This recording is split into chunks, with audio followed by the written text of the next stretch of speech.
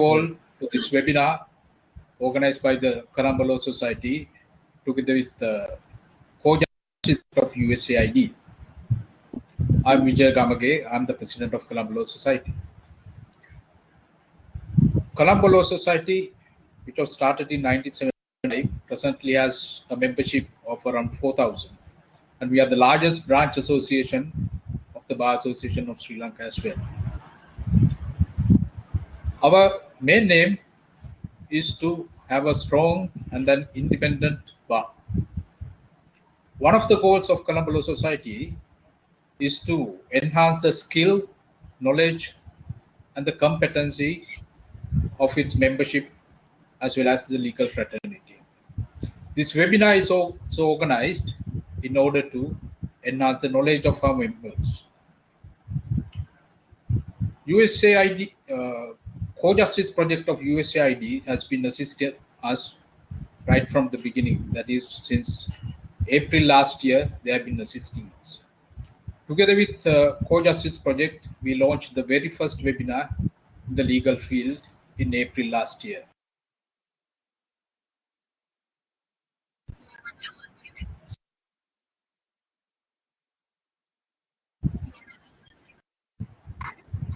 Since then, we have conducted about 36 webinars together with USAID.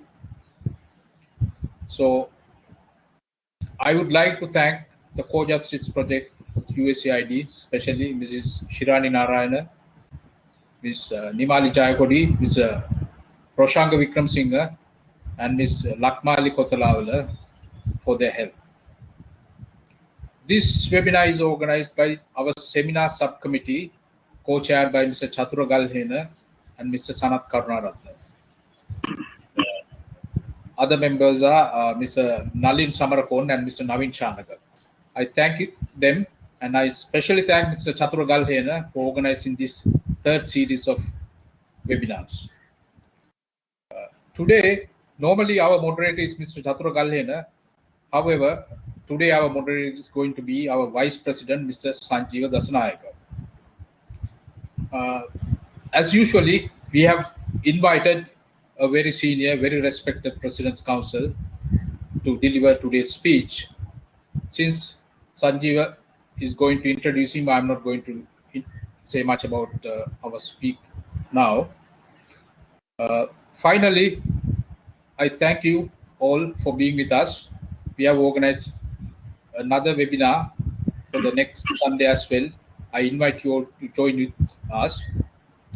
And I wish you all strength and courage to face the present difficulties. Now I invite our moderator, Mr. Sanjeeva Dasanayake, to take on the proceedings from here. Thank you.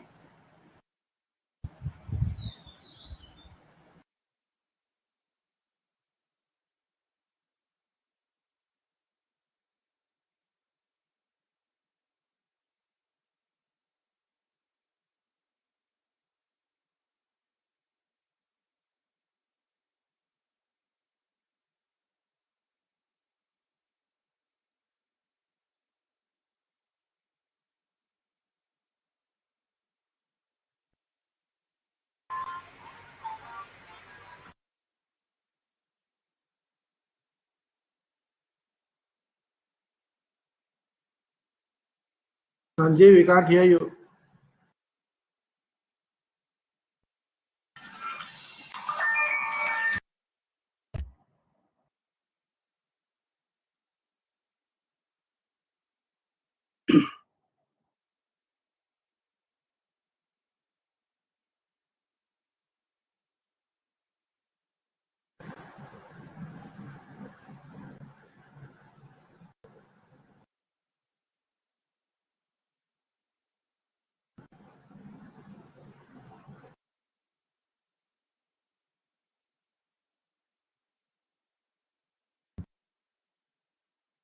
Sanjay, we can't hear you.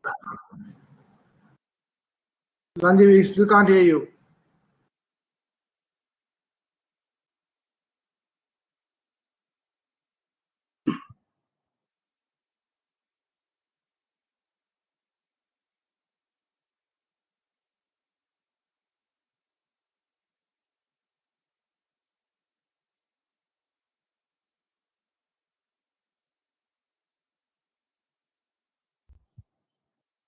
I think you should quickly relog in and see.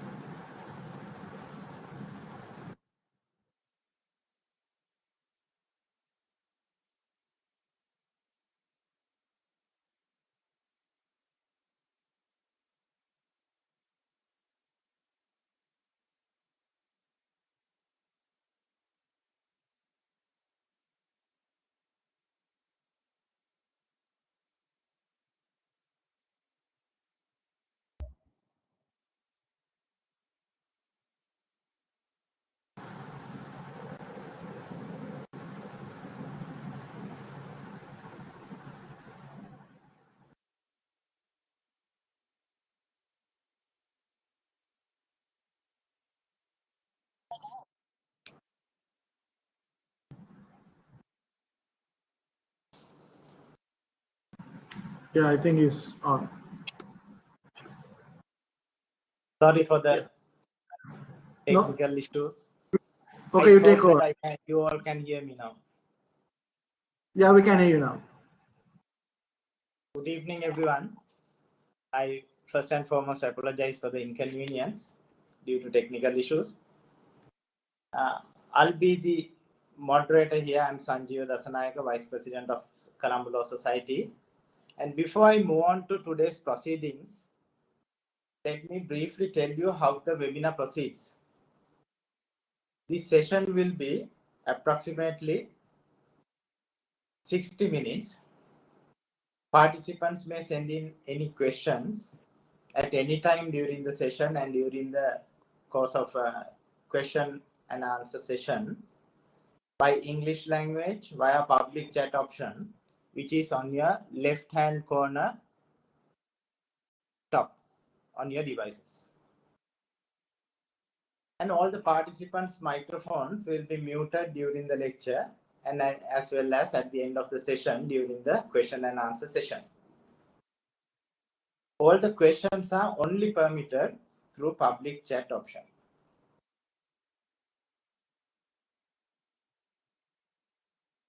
William Shakespeare, in one of his celebrated quotes, had said, "He that flits me from my good name robs me of that which enriches him and make me poor."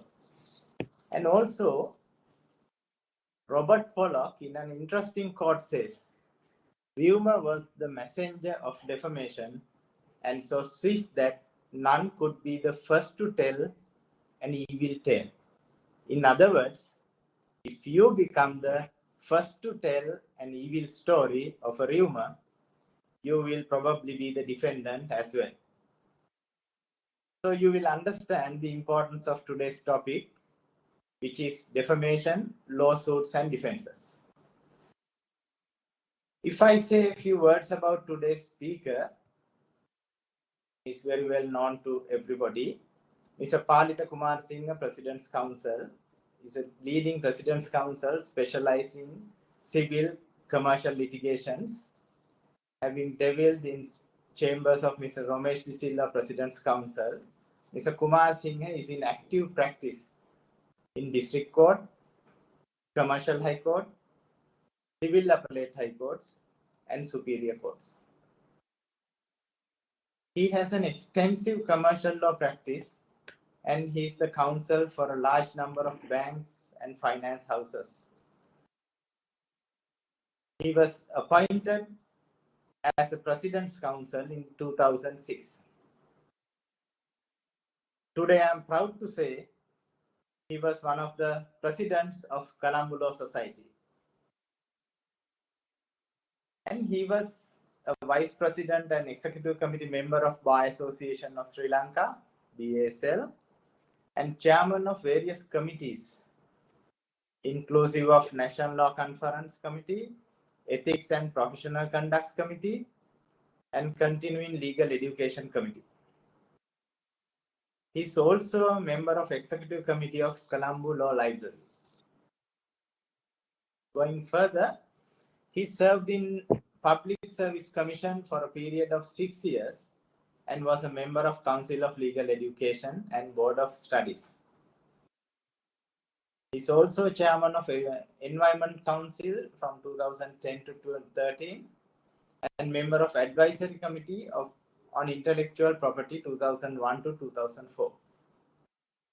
He also served as chairman of Disciplinary Committee of Sri Lanka Cricket from 2012 to 16, the chairman of Legal Advisory Committee 2012 to 15, and chairman of Governance Committee.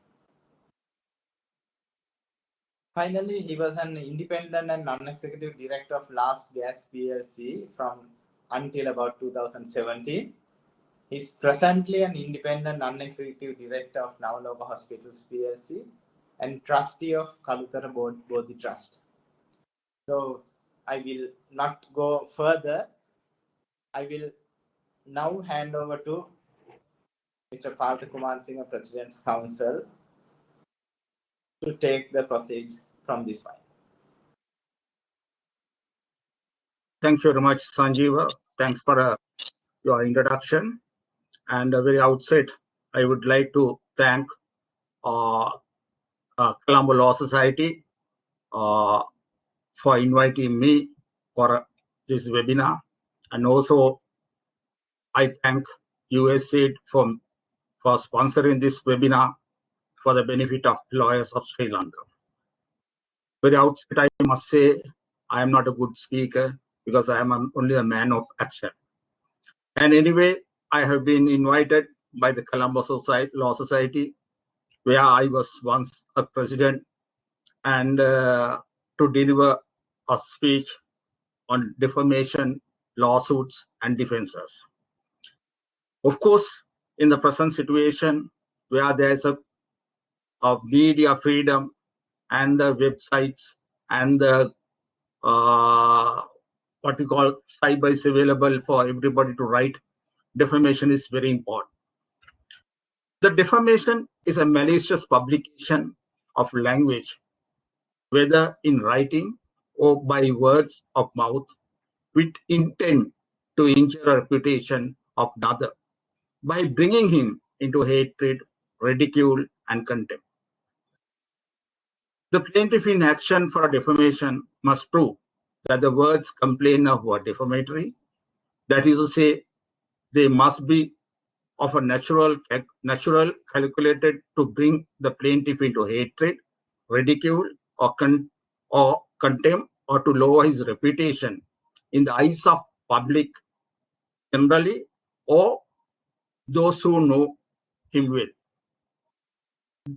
As I mentioned earlier, because of the freedom of expression and right information, and the defamation law walks a fine line between these freedoms, and therefore we have to understand and clearly advise our clients how to avoid the defamation while exercising right for expression and free speech.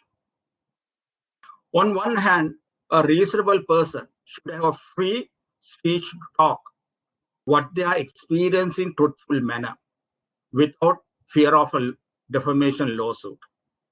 If they say something mean but true about someone else. On the other hand, people have a right to not have false statement made that will damage others' reputation. The topic to discuss an overview on law of defamation, lawsuits, and defense against the defamation claim is very relevant in present context for those reasons. In Roman Dutch law, the action for defamation is considered under law of delict. Basically, we consider two types of actions in law of delict. Roman law divided delict into two main classes, namely danum injuria datum and the injuria. And the Roman Dutch law has also followed the same division.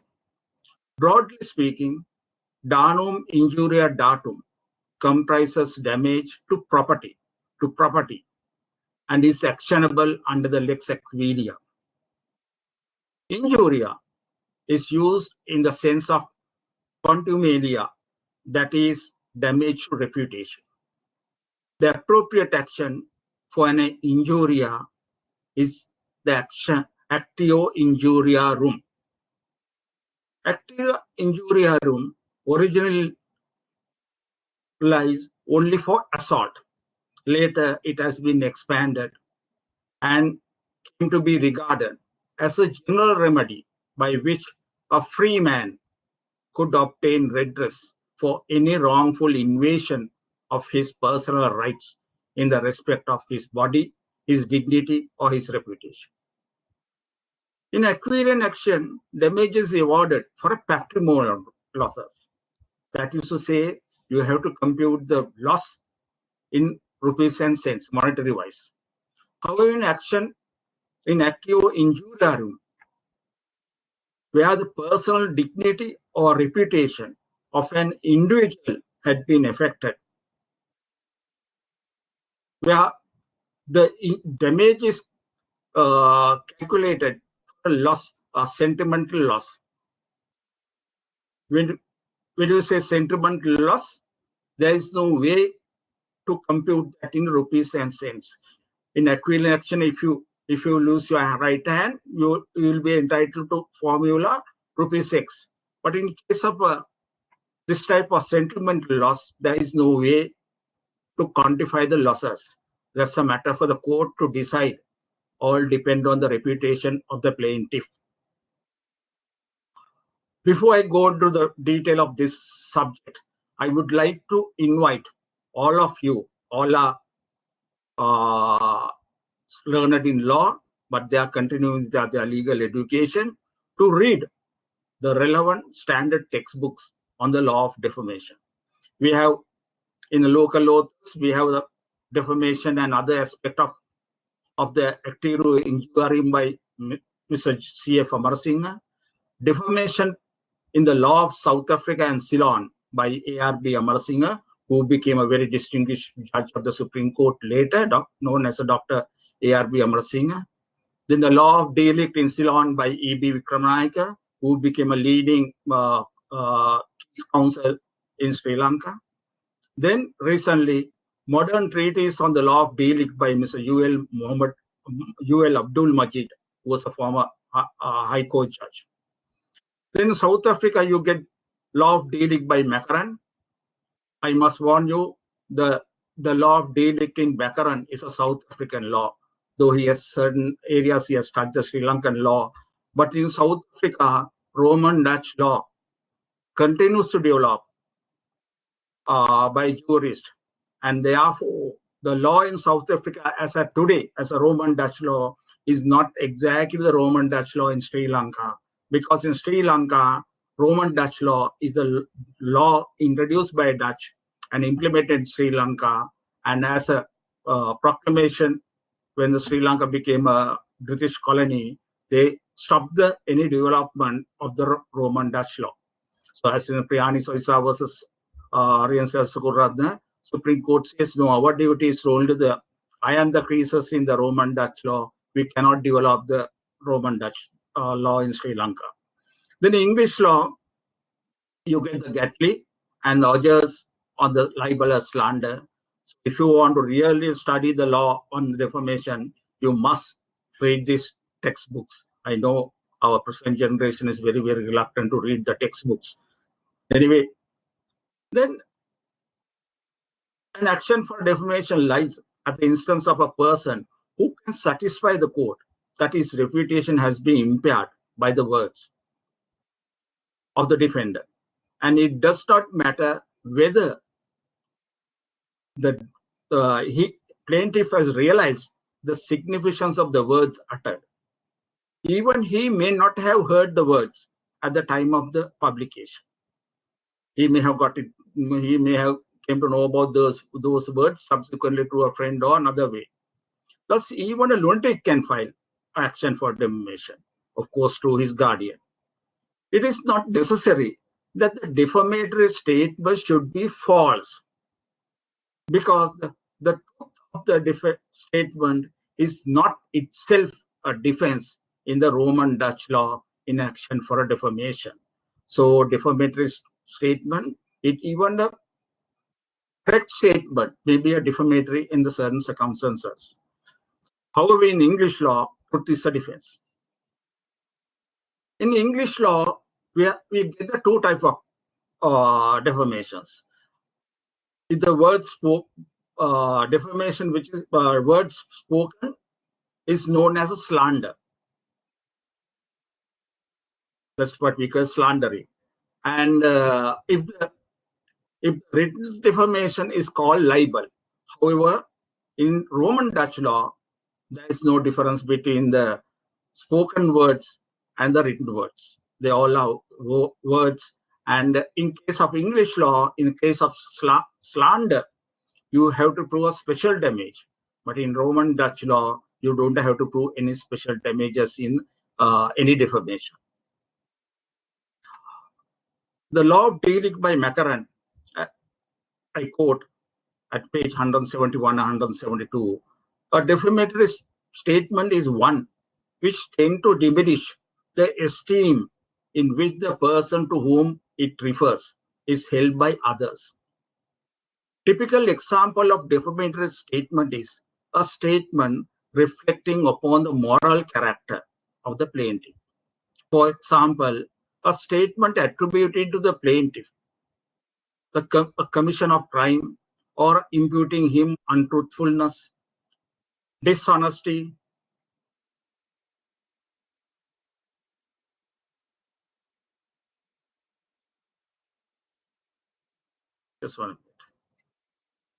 dishonesty and similar circumstances are examples. In the 177, Maccarran referred to another quotation. It is thus a newspaper published an article which might reasonably be regarded by the ordinary reader as a reflecting upon the moral character of the plaintiff. It is responsible for the impression which the article would produce upon the mind of the ordinary readers. And it is immaterial whether the writer of the article intended to produce that impression or not. So writer may write something, but the reading public may get a different impression. So what is relevant is the impression created in the mind of the reader, not the impression or idea of the editor. All this time we discuss about the individual and their reputation, and of course in the case of company or corporation, a company or corporation also can file an action for a defamation. A corporation or company may sue for any words which affect its property or injure its trade or business. Earlier, it was doubtful whether it can sue for words which merely affect its honor or dignity. It has been doubted with corporation has a reputation apart from its property or trade. However, in the present days, that there is a value for a goodwill of a business, trade reputation, market and financial ranking. Necessarily, there is a value for the company, its brand, and its reputation. Because companies are now valued according to their brand and their ranking in the financial or marketing field. So there is a value. If you defame a company, and as a result, if the goodwill has come down, market has collapsed, then you are responsible for damages. Having said that, we have to consider, as a lawyers, practicing lawyers, we have to consider the essential ingredients in the defamation action. Of course, in the Civil Procedure Code first schedule, there are two forms given for under the title libel and slander, Form 89 and 90. The author C.F. Amarasinghe in his book severely criticized these forms because they are contrary to law of defamation in Roman Dutch law, in that there is no libel and slander in Sri Lanka. There's only defamation. Of course, there are other materials also in the form. Forms are not 100% correct, but always you know that those forms given in the Civil Procedure Code only give a slight guideline for practitioners to follow them to avoid unnecessary complications. The plaintiff who brings an action for defamation must set out his plaint.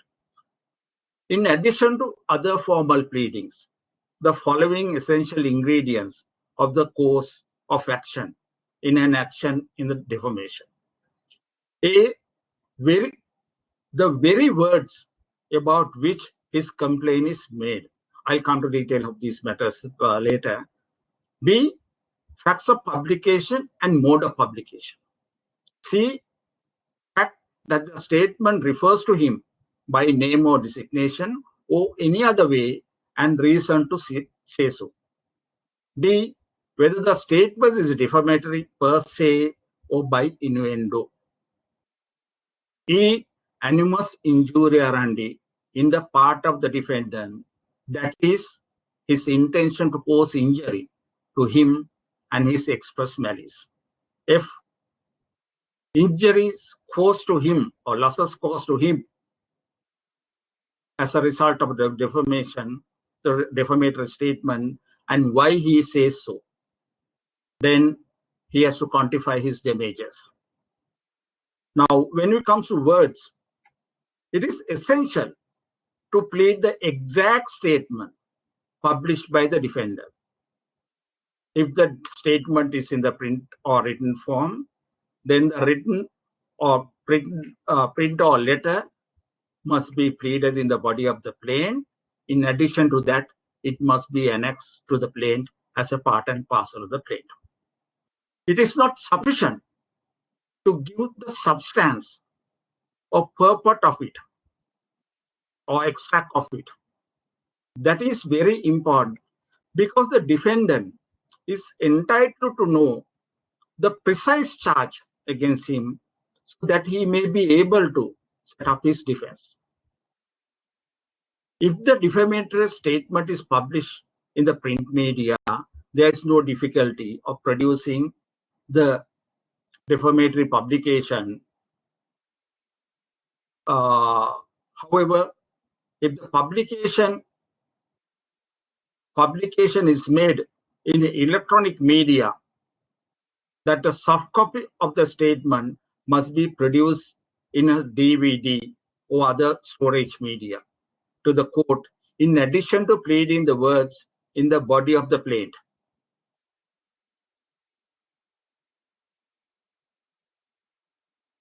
Further, if the publication is made in a television or other audio-visual media, then the plaintiff must be mindful of the provisions of Evidence Special Provisions Act to prove the contents of the publication following the correct procedure at the trial stage. If the words complained of were in a foreign language, that is to say, language other than the language of the court, they should be set out in verbatim, in word to word, in that language. It may be French, then you have to set out it in the French. If it's in the English also not a language, court language. So you have to set out the English statement word to word in the plaint. And thereafter you have to annex a translation of that statement in the court's language. In Colombo, it's a Sinhalese language. If you look at the Form 89 of the first schedule to Civil Procedure Code, you can have idea. There's a special note. It says a defamatory is in a language other than the language of the court. Then the plaintiff must plead the defamatory statement in that the language and proceed to plead the same in language translated to the court language, pleading that which said words being translated into such and such language have the meaning and effect the following, and were so understood by the person to whom they were published. That is to say, then you have to give your version, how the people came to know about that. Of course, this formula, though C.F. Amar Singh has criticized, is in the first schedule to Civil Procedure Code and quoted in the case of Sirisena versus Ginige, 1992, 1 SLR 320. Court has approved the formula. They held if the defamatory statement is in the foreign language other than the court language, then there must be it must be pleaded in verbatim in the body of the plaint, and translation must be annexed to the plaint. And in that case, there is a slight discrepancy in the translation, and so court dismissed the action. That's one of the grounds on the court dismissed the action. Of course, all textbooks on this matter, even Hodges on libel and slander, they all say the exact words must be pleaded. The other local case of Bendis versus Shulani, 1999 3 SLR 328. Against the court appeal held, it is a well-established proposition of law that the plaintiff in action for defamation must set out in his plaint the exact words alleged to have been used or uttered by the defendant in order to entitle him the damages. And then you have to plead the publications. You have to say how the publication was made and the media. And say, for instance, now we have a lot of media, email, electronic mails, text messages, web pages, YouTube, Facebook, and whatever media you have to mention your plaint, and when you say the publication by the defendant. So, of course, in the media other than print media, you have to get the soft copy of these things, and the text message or WhatsApp messages. Yes, you have to get the what you call the screenshots or printouts, and you have to produce those things in the together with the plaint. Then, in addition to that, plaint you must plead that plead the reference to the plaintiff. If the publication is made by naming the person, naming the plaintiff, there is no problem, right? So it is essential. You have to plead the reference. It is not essential that the plaintiff should be named expressly in the defamatory article. There are other ways to indicate the person. Now say, for instance, Sanjeev Dasanayake said that I have been the president of the Law Society, Colombo, and he gave me various description of me.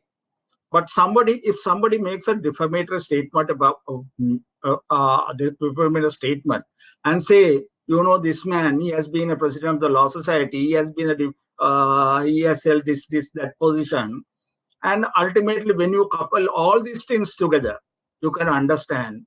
Any reader will understand that this is so and so. This is Palta Kumarasinghe. So that is why you have to. If my name is not in the defamatory statement, if I file action, then I have to say, yes, this article says this. This is President's Council, Colombo Law Society, and this commission, that commission, this commission, all those things, and I am the person, therefore, the referred to in the defamatory statement. Then you have to plead whether defamatory statement is per se, or innuendo. When you say per se, that's to show on the face of the statement it's a defamatory. It says Palta Kumarasinghe is a rogue, right? It's a defamatory of me, right? And it says, so we have to say it's a defamatory per se in the pleadings, or I can be referred, or defamatory statement can be made indirect way. They say, yes, so and so he says one thing at this one place, and he's saying another thing at another place, and full stop. So what is the meaning of that? In other words, we says that person is a double-tongued man, and he's talking all nonsense, not trustworthy, and sort of innuendo. So in that case, you have to plead the innuendo, and you have to plead why the statement contains that innuendo. Say, for instance, as I say, there's a I am making statement one place on the one matter, and the same different place the other matter. So that's mean I am not truthful. I'm taking my positions or for my benefit, and so we have to plead those things in innuendo. But the important thing is, if you plead innuendo in your pleadings, you have to establish that. You cannot change your innuendo in the course of the trial. So you can't say one thing in the plain and try to prove a different thing in the trial. So where the words are prima facie innocent is taken literally in their primary and obvious meaning, it is still open to the plaintiff to show that in the circumstances that they are defamatory and were capable of bearing another meaning. In such case, an innuendo is essential and it must be carefully pleaded, because the plaintiff must stand or fall by his innuendo.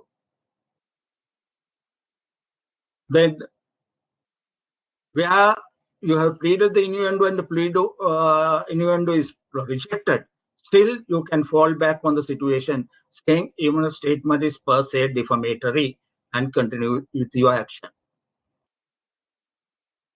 C.F. Amar Singh at page 535, I quote, as the case of words which are prima facie defamatory, the standard used in the determining whether an innuendo is defamatory is objective and does not depend on the intention of the defendant.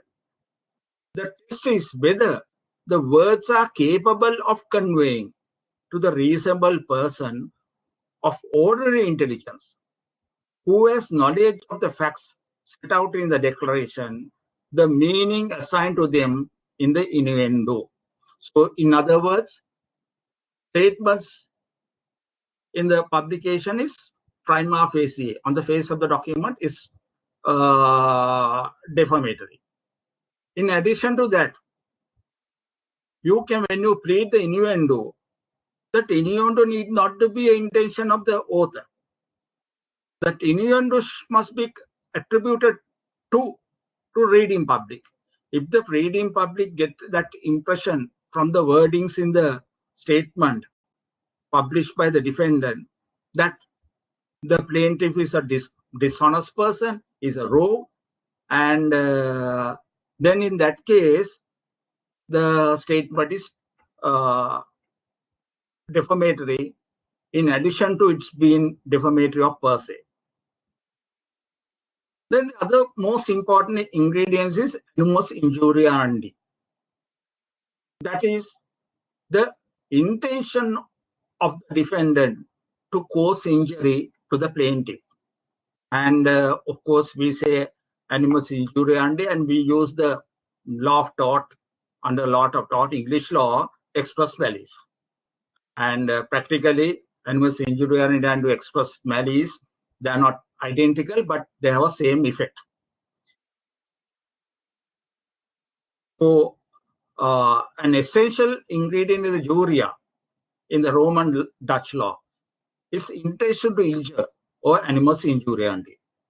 But in every action for defamation, plaintiff must prove animus injuriandi, which is similar to express malice in English law. Technically, plaintiff must prove the intention of the defendant to cause injury to him by the publication of the defamatory statement. Since it is impossible to lead evidence of the defendant's state of mind, where the statement is defamatory per se, or which is shown defamatory by innuendo, the law presumes that the defamatory statement has been made by the defendant with animus injuriandi. So you understand? When the defamatory statement is a defamatory per se, or which is shown defamatory by innuendo, the law presumes that the defamatory statement has been made by the defendant with animus injuriandi. For a simple reason, the plaintiff is not in position to prove the state of mind of the defendant. Of course, some of the pleadings, sometimes we plead the animus injuriandi and express malice, we give the reasons. Yes, I can say I was the president of particular society. I have taken disciplinary action against this defendant. So he has a grudge against me. I was the panelist in the certain disciplinary inquiry. I took the disciplinary action against this defendant. So he had a revenge. So I can plead that part. But in the law, there's a presumption in favor of the plaintiff. However, where the statement is made on a privileged occasion, I'll discuss the privileged occasions later, the presumption of the animus injuriandi is rebutted. So in that case, if your man is in the privileged occasion, though there is a animus injuriandi, that presumption is rebutted. Of course, that doesn't mean that you cannot prove the case. Only the presumption is rebutted. So as I mentioned earlier, you can adduce proof that I was the chairman of the disciplinary panel and I punished him.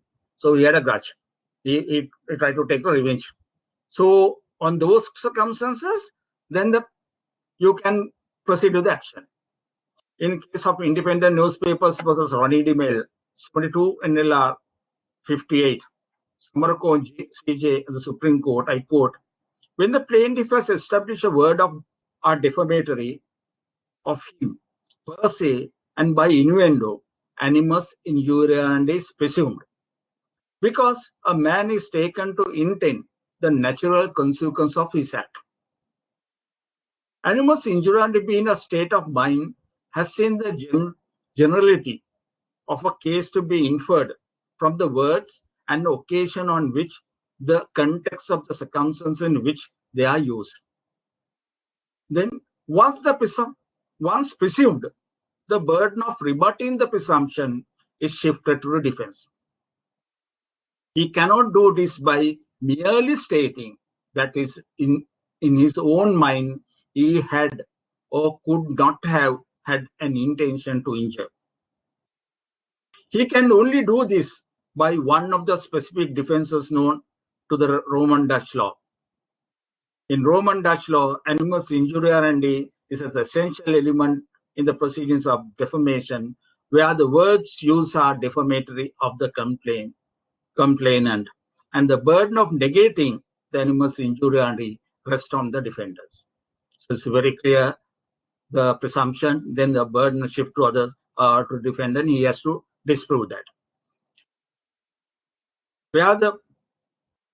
So that's a situation. Of course, there are other judgments like Pereira versus Pires 145 by Privy Council. They have also used the same quotations where the words used defamatory of the complaint. The burden of negating the animus injuriandi rests on the defender. Their lordship's attention has not been drawn to any case under Roman Dutch law or the common law, which exactly covers the point at issue. But system, according to Rivage, is a fair report of judicial proceedings and of the proceedings in the nature of judicial proceedings and the fair report of the proceedings of parliamentary proceedings. Those are on the privileged occasions. Then plaintiff must prove the injury caused to him, and he has say what happened to him. Because this publication, this is what happened. I lost my reputation. I was not given a good job. I went for an interview. I was rejected, and I have arranged for marriage for my daughter, and that went for a 6 because of this, and sort of things. You have to adduce further material to establish the injury. Then you have to quantify the damages. But as I mentioned earlier, damages in the active injury is only for a sentiment loss, not unlike in the equine action where damages is awarded for patrimonial loss. So it's a matter for the judge to decide the quantum of damages according to reputation of the plaintiff. If the plaintiff is the president of the country, of course he will get the billions. And if the plaintiff is a normal government servant, he may not get in that big millions. But all we see the present days politicians file defamation actions asking for 500 million, 400 million. But I have never heard any case where even 20 million has been awarded to a politician. In the case of textbooks on the defamation of law of South Africa and Ceylon by Dr. R. Amarasinghe at 538, I quote, an action for defamation rests on the actual or likely damages to the plaintiff's good reputation, inasmuch the man's reputation, what journalists believe about his character. It might be expected that amount to be awarded under this head will largely depend on the estimation in which the plaintiff was held by his fellow men before the publication in question, whether they thought less of him after the publication complained of. So somebody has to give evidence and say, I thought this man is a good person, but after that I lost my respect to him. So some sort of evidence you have to lead. And also Maccaran also say, as a case of instance of injuria, damages are awarded ex equo ad bono. In estimating the amount to be awarded, the court must therefore have regard to all circumstances of the case.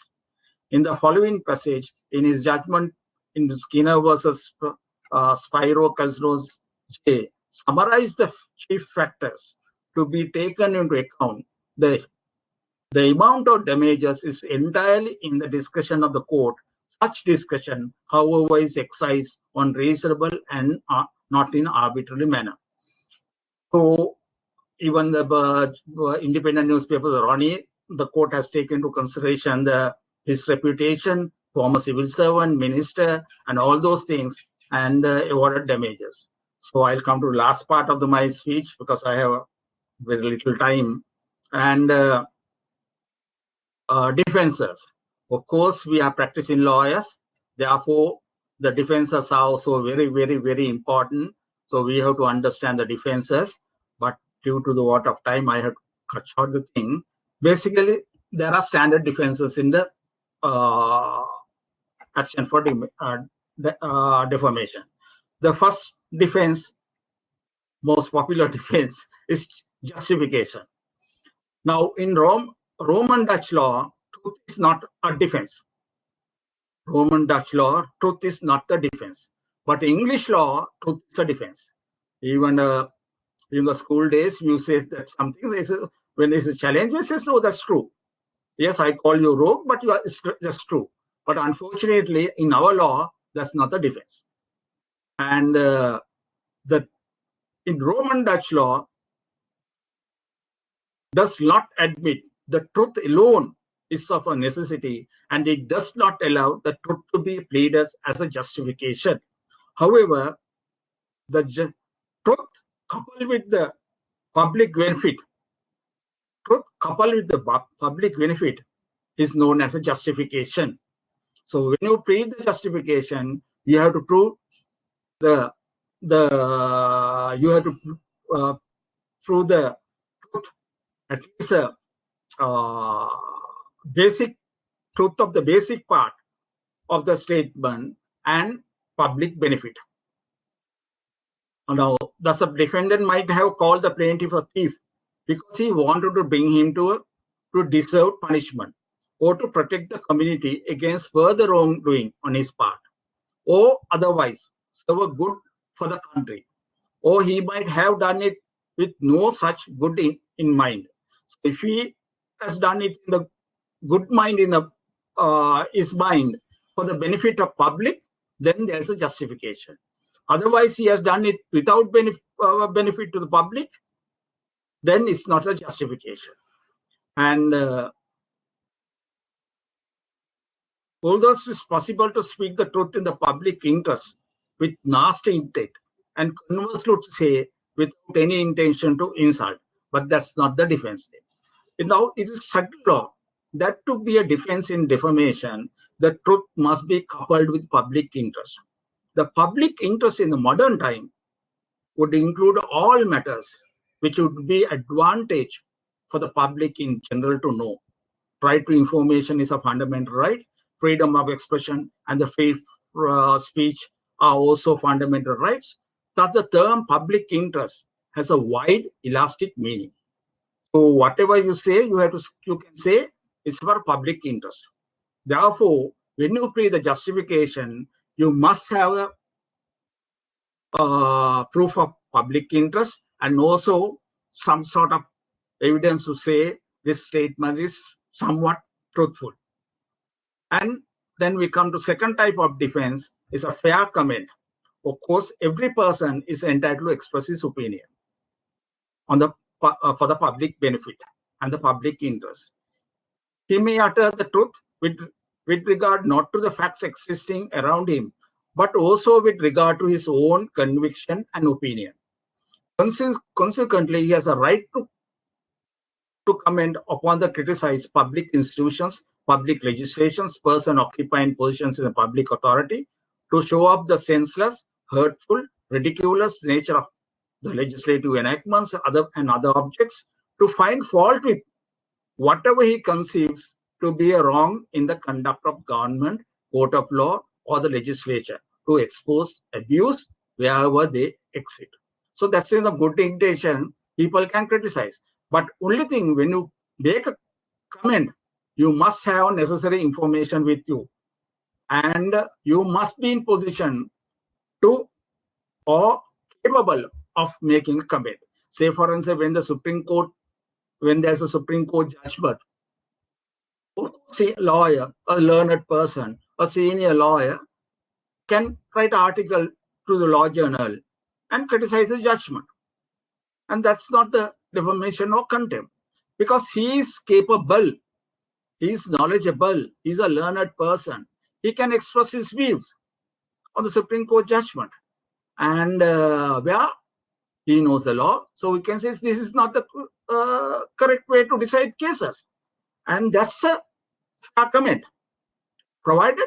But if he goes to a club or some other person, if a man on the street goes to the marketplace, shouts to the judges, then that's not the fair comment. The comment is not fair if it contains imputations of dishonorable motives, unless such imputation are warranted by the facts. Proof of malice may take criticism of prima facie outside the protection of fair comments. Again, when there's a express malice, then the fair comment is useless. Then next item is, I want to deal with a privilege. There are two types of privileges: qualified privileges and absolute privileges. When the absolute privileges are examples, the parliamentary proceedings and judicial proceedings. So Parliament, you have seen, you may have heard, the parliamentary, our honorable member of Parliament, they behave in such a way, they abuse others, they are calling others thieves and rogues and like that.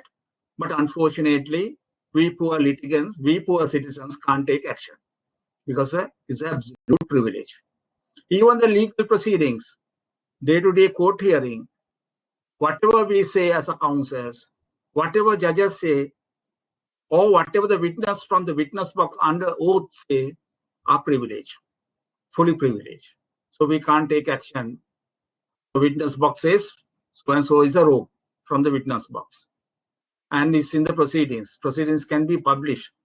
And we are helpless. We can't do anything. Qualified privileges is the where you are in occasion. And where you have to, you say something honestly for the benefit of, again, for the public. And very difficult to draw the line where what is qualified privilege or what is not qualified privilege. And the say, for instance, as a lawyer, as a senior lawyer, if I make a statement in the bar council meeting in respect of the conduct of the particular lawyer and inviting the bar association to look into the matter, that occasion is a qualified privilege. And law in the Macarene law daily says the communication made in discharge of duty is provisionally protected, provided the person to whom it made has a duty or interest to receive it. It is not necessary that the defendant should be under legal duty to make the communication. It is sufficient that he is under moral or social duty to make it. So that is how we say, and other defenses are like insanity, minority, and yes. But a mistake is in our law is not a defense. I recently met in the matter where I handled, the newspaper company said we made a mistake. And we, instead of the witness who gave the main witness in the star witness is a police officer who arrested the accused, judge brought him to the police station for a bribery. But after the conviction, newspaper published saying so-and-so police officer convicted for bribery. And they say it was a mistake. Their reporter got it wrong. But it was not a defense in the defamation. And the retraction apology, we commonly see that apologies if for the word if, they say if we heard true, we are sorry. And this word with the apology or retraction is not a complete defense. Of course, it may be a mitigation in case of damages. In the Ronnie DeMail's case, also they publish a mitigation, but the Chief Justice Neville Somergone says it's not a defense. And of course, in the Supreme Court, he enhanced the damages awarded by this Court of Appeal, having considered the apology tendered by the newspaper. And basically, my time is up, I think, and I am thankful for you listening to me, my boring speech. But I, of course, I am willing to meet your questions and to answer them. And thank you very much. Sanjay Vyas.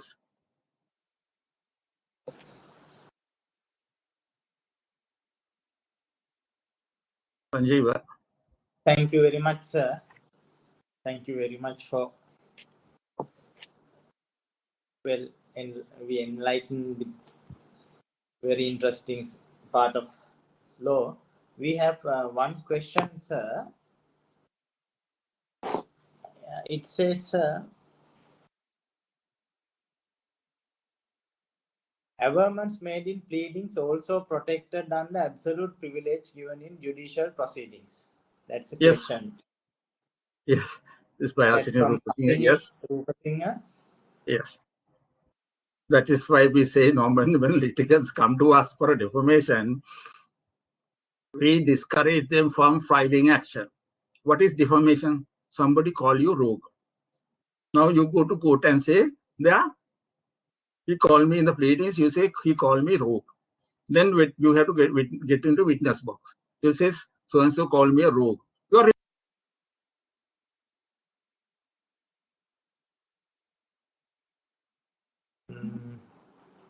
There's another question posed by Prabhat Karunaratna. That's actually, I think it's based on an incident where he take that he was prevented by Ram Niladhari or any other person trying to prevent us from entering our own land given by the state land. Can I go for defamation lawsuit? I think somebody who had prevented entering some land.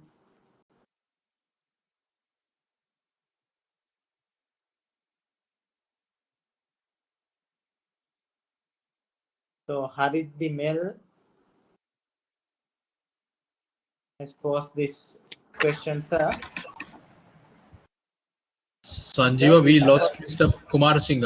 I think we have to get Mr. Kumar Singh.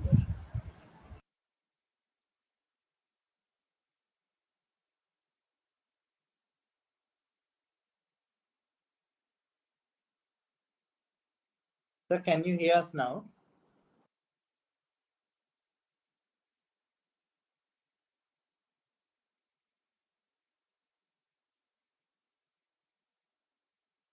Right. Right. Can you hear me now? Yes. Right. Sorry, there's some technical hitch. And so that's why I say filing action also, you are repeating the same thing. You are spitting on your face. Right. So what I say is your pleadings, your witness box, whatever the statements, all are privileged. And anybody can reproduce. And anybody can reproduce. Therefore, there's absolute privilege. And so that's one of the risks in the defamation actions also. Anyway, any action, if the witness says something, that's privilege. And of course, if he has made a false statement, that covers by the different law, by the contempt, and you can deal that person under law of contempt. Thank you. Sir, Mr. Harit Mel asked this question. Yes. So apologies This in apology is equivalent. an equivalent of defamatory statement, a mitigatory of damages. Whether apology is a mitigating factor. Yes, that's right. It's basically it's not a defense at all. But when at the point of awarding damages, court may take into consideration the apology tendered by the defendant when it was published and type of publication. And sometimes, most of the time, newspaper says if he heard the feeling, if something, please accept our regrets. So we regret that if we hurt you. So it's a conditional. But in case of independent newspapers, Ronnie DeMille, this is what the Chief Justice Neville Samarakoon says. The appellant states that there was a prompt and complete retraction. Such there was. But it is quite different to say that no damage could be awarded. And the apology is not itself an absolute defense. No, it is a complete and sufficient recompense for the damage already caused. It may, however, be considered as a factor in mitigation. The Sun and Dawasa carried unqualified apologies, but the Savasa qualified its apology by prefacing it with the word if. The learned trial judge has agreed with Dr. Colina de Silva that some mud would stick. Neither the witnesses nor the judges adduce reason for this opinion, which must necessarily be based on a rejection of the unqualified damage. It would be more correct to say that some hurt and pain of mind would linger even after the retraction. So you see this Chief Justice Neville Samarakoon's quotation. This is superbly. He has put it in the very nutshell. Basically, what we say is, of course, in the colloquial language, Dr. Colina de Silva, when you attack with the mud, some mud would hit though you wash it. But what they say is, even with a retraction and apology, that some hurt and pain of mind would linger even after such retraction. So that is, I think, perfectly correct statement by Chief Justice Neville Samarakoon. So it's not a defense, it's some sort of mitigation, but all depend on the wordings. If you put a retraction or apology with the if, then it's worthless. So we'll move on to the next question posed by Mathura Jayasena. He's asking whether the jurisdiction of defamation is with the magistrate's court or district court. Well, it's a civil action. Defamation, we talk about, when you use defamation, you don't confuse with the contempt. These are defamation. Defamation is a civil action. It's a delictual action, and under law of delict. That's why I say there are two actions. One is a acquiring action. The other one is active injuriarum. So defamation is active injuriarum, and the civil action. and recovery of money, damages, and district court is the only court available, even not in the commercial high court. So the next question is from Mr. Ranil Samarasuriya. He asked Yes. when a defamatory statement was made at a press conference or press interview, or then when the newspaper publishes such interview, whether it's possible to file action against the person who had expressed the views at the press conference, or to whether to join the newspaper or whoever who had published that news also as a defendant. Yes, Or whether it's possible to basically, sue against one party without suing the other. right, basically, we are talking about the publication. Now, who published the statement? The first stage publication come from the person who was subject to interview.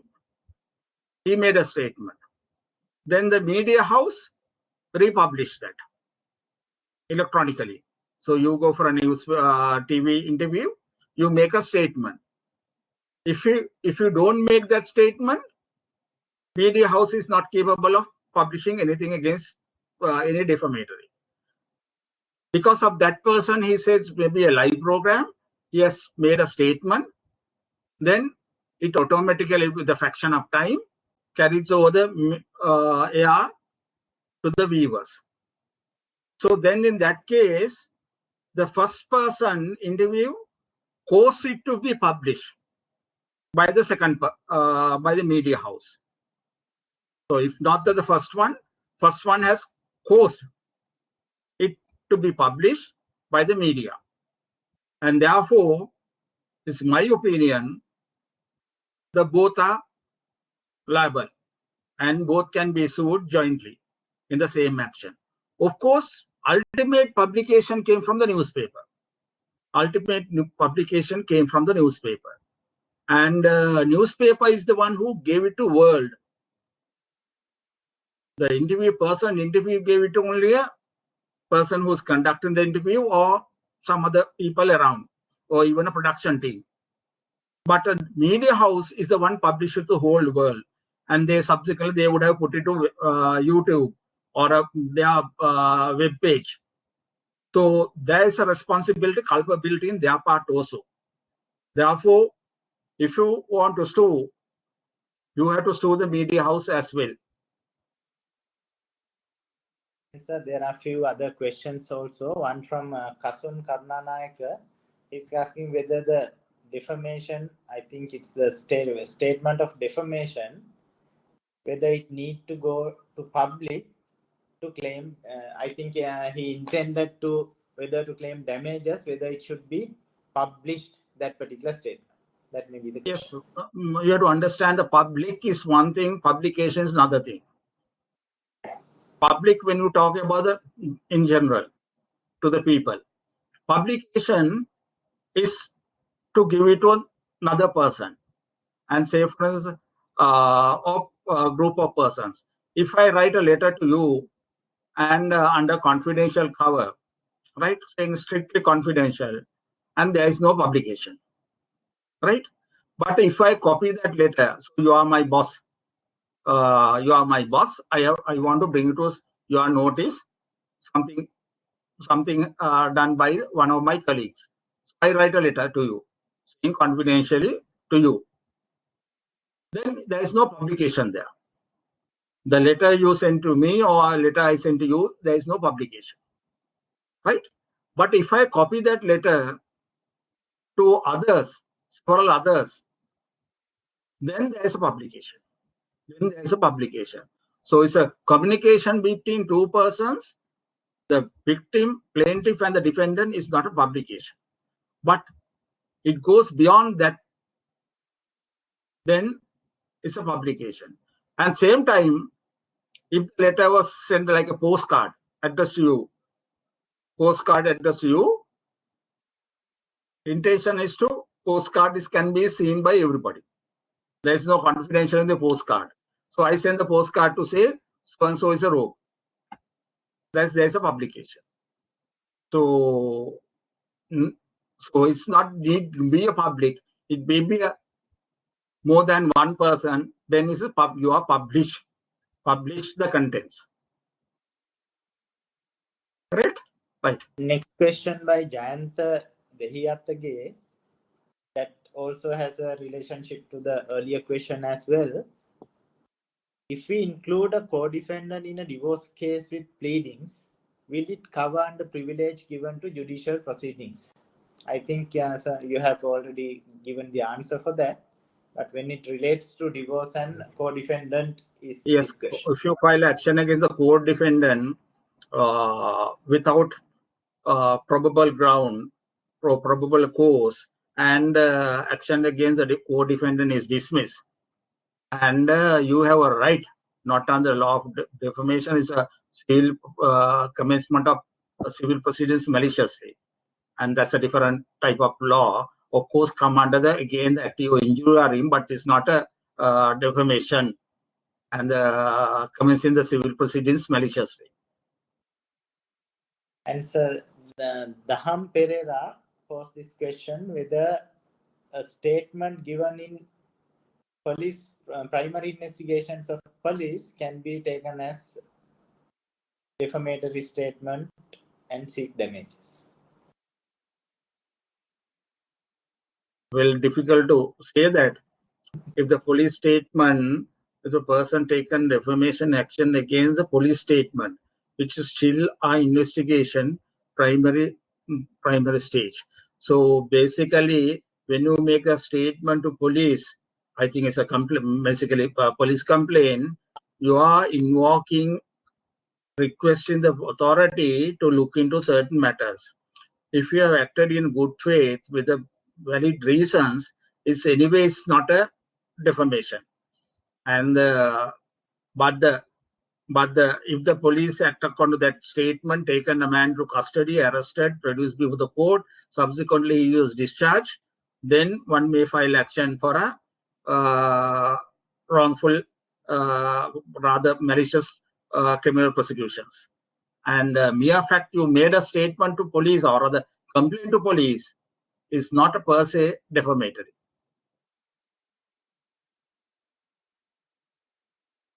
I think that will give rise to some litigation like abuse of process of law or malicious abuse. Yes. No, it's a malicious prosecution case, basically. If the police proceed with the matter. If the police doesn't proceed with the matter, then you can file action for all other abuse of process and something like not the defamation in that way. For the defamation, there must be a publication. And the complaint written on the book is not the publication in that way. And of course, it's a privilege occasion. Mr. Sampath Patirana asks whether when we are filing action against the newspaper, basically the action being filed against the publication, that's a company, and whether we should make the editor and the author also parties. That's one part of his question. The other party, other part of the question is when we are making the editor a party, whether we have to make that editor in his personal capacity or as editor in his official capacity. Well, in the civil proceedings, you cannot file actions against the person's official capacity unless he is a corporation solo. That's to say, he is recognized by law as a legal person. There are certain people like a corporation solo, like a public trustee. So you can file action against a public trustee, but the editor is not that type of person. So editor is a Mr. So and so. So when if you are filing action, you have to file action against Mr. So and so, and editor newspaper of this company. And first part of the question, whether you want to add the editor and the author as a defendant. Yes, there's nothing wrong in that. There's no misjoinder, certainly. Ultimately, this editor or the author, ultimately, if you want to recover the money, you have to recover money from the company, because that's the only place where there are enough assets. Otherwise, if you go after persons, you won't get anything ultimately after a long protracted trial. So you have to file action against the publisher, author, and editor if you want. But essentially, you have to file action against the publisher. But of course, some of the publishing companies are very cunning. They have only a sham company. This company just registered without assets for publication as a publisher, but the printing machines, all assets are in another company. And sir, the next question from Chamodi Geetma Vijayveera, she asked, if a defamatory statement is made against a person called A, can the heirs file the defamatory action after death of person A? I think No. she to say that at the time of institution, already the person who made the defamatory statement is Yes. passed No, away. you cannot file action against if the person who's defamed is dead, and even he filed action before his death. If the action has not reached the state of litis contestatio, the action cannot survive. So litis contestatio in action actio injuriam cases is a stage where issues are framed. Once issues are framed in this type of actions, litis contestatio started. Thereafter, if the plaintiff dies, the heirs can be substituted. But if he died before the litis contestatio, action cannot be continued. And same answer, if the action is not filed at that time, then you cannot file action for a defamation. The next question by Hasini Rupasinghe. She asks, in qualifying damages caused by defamatory statement made against a company, does the court look into consequential losses and future profits? Well, if you read the recent judgment in the Supreme Court, C Consortium versus NCL, the court has taken into consideration the fact that after the publication, company made more profit, and therefore court has not taken to court came to the conclusion that the statements has not caused any defamation to the company. So when you have to file action if the court will take into consideration to the dates after the action and also after the publication, and see whether as a result of publication whether company has suffered any losses. So if you can show before the publication we made good profit, after the publication we are losing, then the court will consider the other relevant facts and say yes, as a result there's a defamation or the loss of business, loss of reputation to the company. I think does the court look at the consequential losses? Yes, consequential losses are, there's nothing consequential. Business is business, profit is profit. And you made a defamatory statement, and these people are selling inhygienic products, food company, then the loss. So loss is in the your balance sheet. So it's a balance sheet. It's a loss of reputation, loss of business, loss of ranking, loss of market share, and those things. Yes. And so the next question also relates to earlier jurisdiction question. Kalpani Disanayak asks how to distinguish defamatory statement from section 479 of Penal Code to civil lawsuit. I think we covered that in under jurisdiction. It's in the Penal Code. It's a criminal. It's a criminal, right? So nothing out from that. Mr. Harit Dimel further asks another question. So can a pure conduct without any statements being made with all other elements for defamation is suffice? Whether example termination of an employee in unwarranted circumstances, etc. Well, I don't think it's a example. If you take the example, I don't know whether you can make up. I mean, there are certain things you can do using the fingers and other things. And say, for instance, when I am speaking, if somebody can show the fingers in a certain way and ridicule me, right? But in this example, termination an employee in an unwarranted manner, unwarranted circumstances cannot be a defamation. Defamation is essentially a publication of words.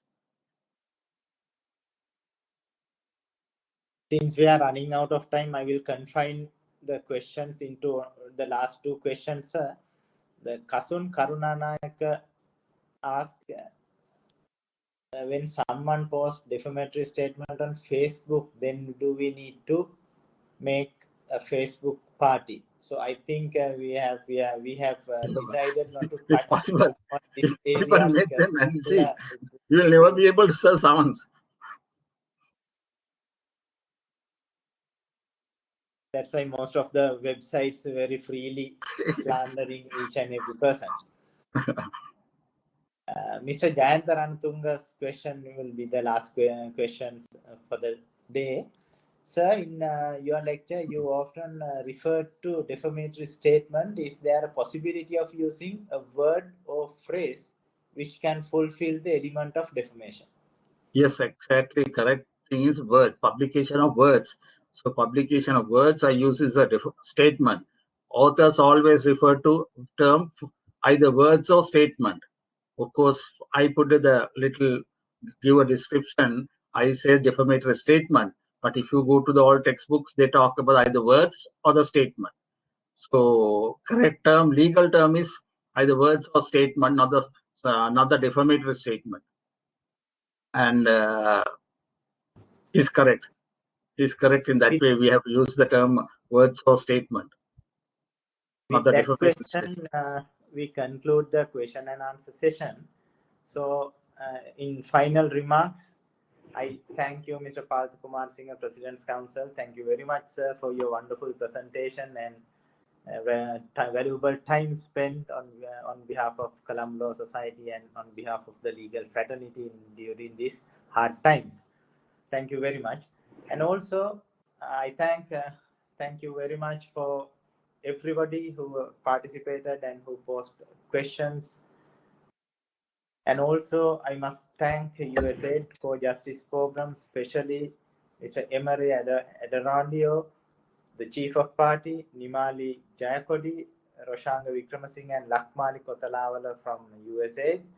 And also, let me thank the President, Secretary, and the committee members of Colombo Law Society, and especially the co-chair Seminars Committee, Chatura Galhen and Sanat Karunaratne, who took personal interest in making this a success. And finally, we hope that you are enlightened with most vital aspects of defamation and defamatory law.